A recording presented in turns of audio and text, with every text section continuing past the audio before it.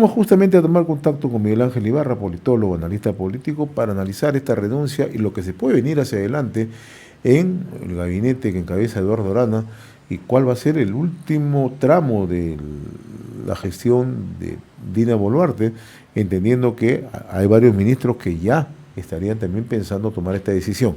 Qué gusto saludarte, Miguel Ángel. ¿Cómo estás? Buen día, ¿cómo estás? ¿Qué tal, José? ¿Cómo estás? Muy buenos días. Gracias por la gentil invitación. ¿Cómo analizas esta situación? Primero tenemos la renuncia de Juan José Santibáñez al Ministerio de Justicia y Derechos Humanos. Hay quienes dicen que esto ya estaba de una u otra manera ya anunciado, la presidencia tenía conocimiento, pero en el papel de Santibáñez era un operador político más que un ministro de Estado. Efectivamente, tú has dicho un tema importante. Santibáñez ha sido un ministro igual que Norman Quero, igual que ministro de Salud y ahora el ministro de Transporte que se ha sumado. Un equipo que, si bien es cierto, tenía una función importante de dirigir un pliego ministerial, pero eran básicamente o son básicamente esos operadores políticos de la presidenta. Son esos elementos políticos de contención Claro. para soportar toda la dificultad que pasa la presidenta y el propio gabinete a partir de la mala aplicación de algunas políticas públicas que no han conseguido, digamos, ser efectivas en materia de justicia, en materia de derechos humanos, en materia de lucha contra la corrupción, de lucha contra la inseguridad ciudadana, del déficit de servicios de salud que tenemos en el país.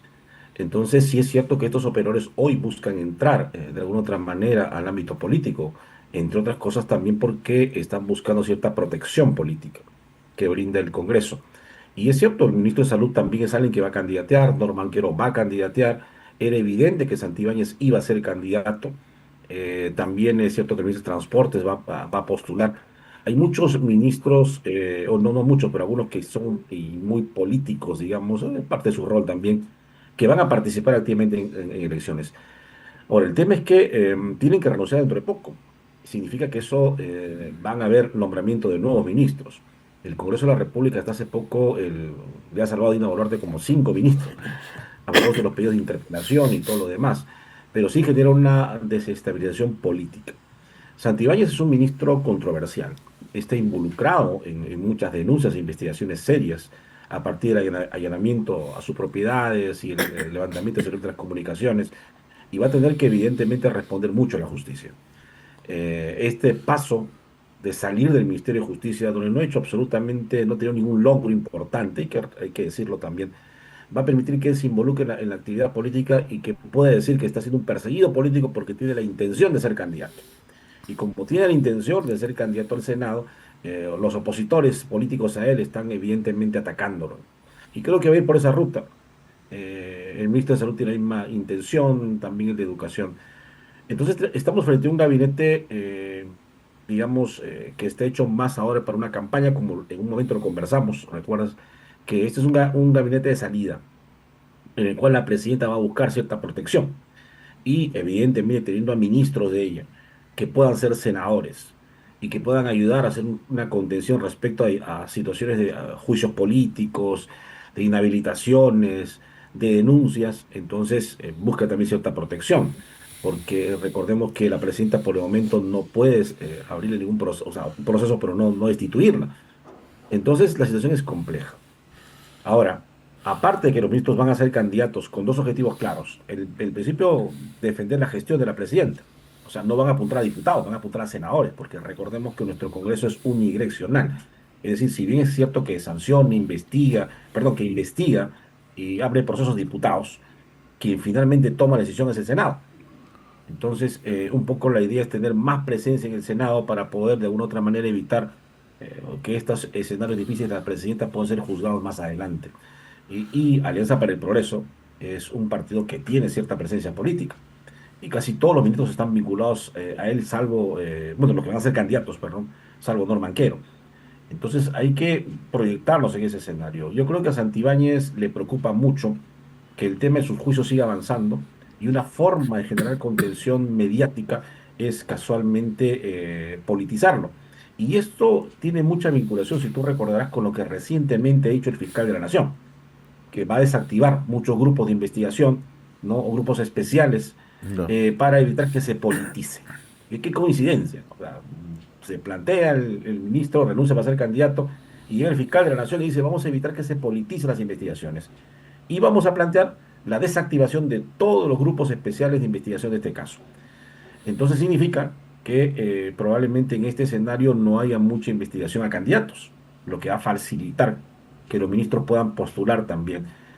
Otro tema es que, bueno, el ministro Santibáñez iba a ser interpelado mañana a las 3, a las 10 de la mañana, si mal no me equivoco, el Congreso había citado al ministro para la interpelación, ya no va a haber porque evidentemente ha renunciado. En pocos minutos deberá juramentar el nuevo ministro. Y le deja la valla alta porque en realidad recuerda que tenemos un problema serio con el Ministerio de Justicia por el manejo de los penales, que no había una reforma importante en ese sentido. Tenemos un ministro de Interior que todavía no logra encontrar un norte. No hay una solución, digamos, importante al tema de lucha contra la extorsión y los secuestros. Hay bandas grandes en nuestro país que están operando a propósito de la forma como hemos permitido que ellos ingresen, ¿no? Porque también hay que ser realista, esto no empieza ahora. Esto es un proceso que se ha ido consolidando con los años a partir del desinterés claro del Estado y del ministro del Interior Claro. y del propio gobierno de evitar que pueda desarrollarse como tal, que pueda crecer como tal. Hemos permitido una migración totalmente abierta, con poco control y sometidos, digamos, a la ACNUR, a la protección de algunos ciudadanos extranjeros que venían por persecución, y no hemos tenido un control claro de su ingreso. Ya, bueno, ya pasaron más de 7 años casi de que ingresaron y estas bandas se han consolidado. Entonces, si estas organizaciones criminales han salido a otros países por presión de su propio Estado, han terminado aterrizando en el Perú. Y entonces eso sí nos debe llamar mucho a la preocupación y al interés de todos, porque está creciendo. No es extraño que el paro de transportistas hoy, producto de la extorsión, Claro. le siga también paros de otros gremios empresariales, porque hay muchos empresarios que también son extorsionados. También se extorsionan a muchas pequeñas empresas, tiendas, farmacias. El tema se está perdiendo el control. La policía no ha encontrado y además tenemos poca inversión en seguridad. Ayer recién el Premier en Consejo de Ministros ha anunciado que va a ser una inversión de 40 millones para repotenciar la labor de la Policía Nacional. Ahora, ¿cómo se viste esos 40 millones? ¿De qué forma el ministro del Interior va a implementar mejoras de tecnología o equipamiento de la policía? Hay que verlo.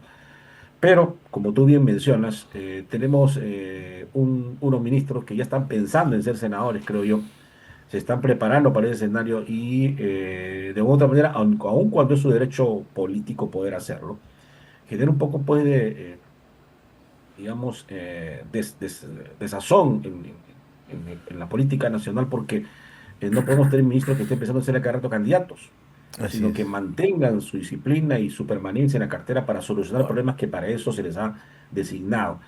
Y sí, coincido contigo que estamos en una situación bien compleja, José. ahora, Miguel Ángel, y el tránsito político en el último tramo de la Presidencia de la República también, con estas salidas, se agudiza, ¿no? Porque de una u otra manera, el manejo de un sector, de un ministerio, no es que sea fácil de adaptarse en el corto plazo, ¿no? Entonces estos ministros mal que bien, de una u otra manera ya tienen una continuidad, ya tienen un acercamiento y una relación entre el propio Consejo de Ministros. Entonces, si va a haber este tipo de cambios, naturalmente va a golpear, a seguir golpeando más la fragilidad con la que continúa la Presidenta de la República. ¿Qué piensas tú? Yo creo que la presidenta sabe que el Congreso no la va a vacar, sabe que aun cuando los ministros vayan a ser interpelados al Congreso, el Congreso no va, digamos, a ejercer mayor presión, porque hay un interés político de llegar a las elecciones del 12 de abril. Ahora, ese cálculo político de los partidos que se encuentren en el Congreso de llegar al 12 de abril es no romper la regla del juego, porque al parecer, pues, todo ministro que llega necesariamente no es censurado, digamos, y retorna, porque de alguna otra manera Santibáñez retornó como tal a otra cartera ministerial. Entonces, por ahí creo que la presidenta dice, bueno, va a haber una posibilidad de llegar a culminar el mandato, ¿no? Pero lo segundo que la presidenta creo está arriesgando es que la composición del nuevo Congreso puede generarle ciertas dificultades políticas en mediano plazo porque tendremos a partir de julio un nuevo Congreso con una Cámara de Diputados que no sabemos cómo quedará Así compuesta es. y con un Senado que es sumamente fuerte. Y como el modelo, el diseño constitucional está hecho para tener un Senado que resuelva todo, lo que evidentemente está apuntando es que con el mayor aliado con el que tenga el gobierno pueda tener una mayoría en el Senado que evite que ellos puedan tener mayores conflictos a futuro. Y por esa razón los ministros van a postular. Y eso aseguraría tener una cantidad de, digamos, senadores que le permitan tener esa relación. Ahora, sí, definitivamente el cambio de ministros desorienta la política pública en un sector, porque la expertise o la experiencia de un técnico de nivel ministerial para conducir un proceso, que es más político también de alguna otra manera, ayuda a conducir los procesos y a generar estabilidad. Pero hay que ver también la composición de los ministerios en dos niveles. Tienes el nivel estrictamente técnico, que están en los viceministerios, que son donde están los equipos técnicos que hacen el desarrollo de la política pública y la ejecutan.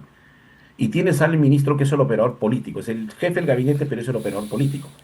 Y que tiene todo un gabinete técnico debajo. Entonces, más o menos la estructura de un ministerio. Entonces, el ministro siempre es el fusible, porque es el que podría salir. Pero los que están abajo, los mandos medios, viceministros a veces, o técnicos o directores de área, no cambian, siguen siendo exactamente los mismos. Entonces, como pasa en el Ministerio del Interior, ¿no? Puede salir el ministro, pero el director general de policía no sale, ¿no? Y tampoco cambias el de gobierno interior. Entonces, hay situaciones que sí deberían preocuparnos. Y yo coincido contigo que no tenemos una política pública en Así diversas es. materias a largo plazo estable.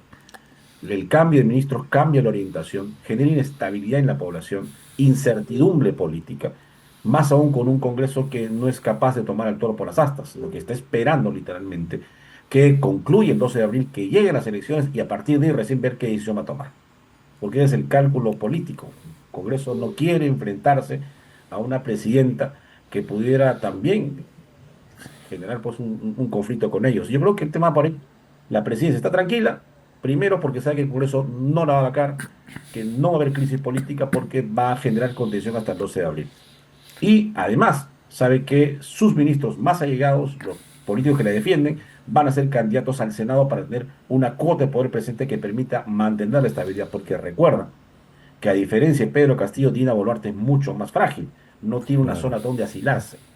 Si bien es cierto que el presidente Castillo y su familia tenía una zona donde poder recurrir para un asilo político, esa ventaja no la tiene Dina Boluarte.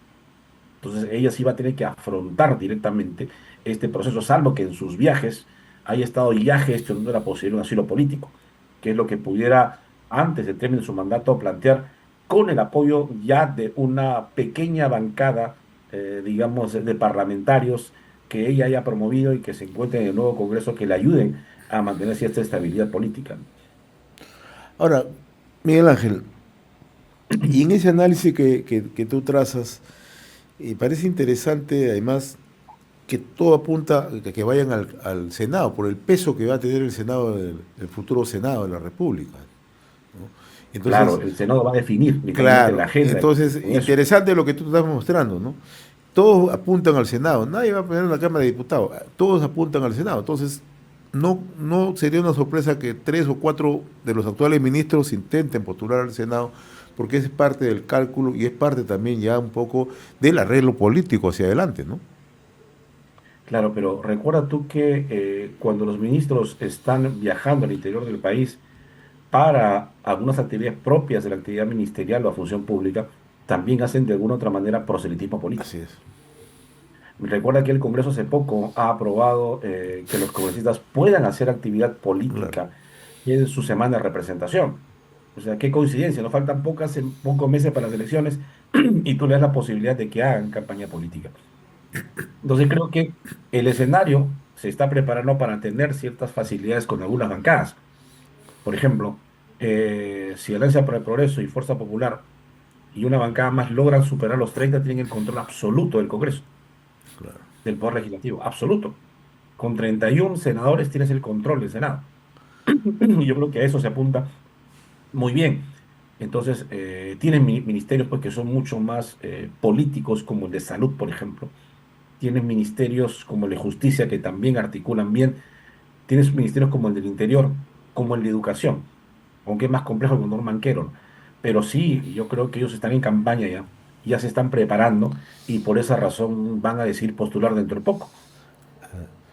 Así es. Muy bien, Miguel Ángel, como siempre yo te agradezco la cortesía, la generosidad que tienes de compartir este análisis siempre certero de lo que acontece en la política de nuestro país. Seguiremos conversando más adelante, mi estimado Miguel Ángel. Que tengas buen día.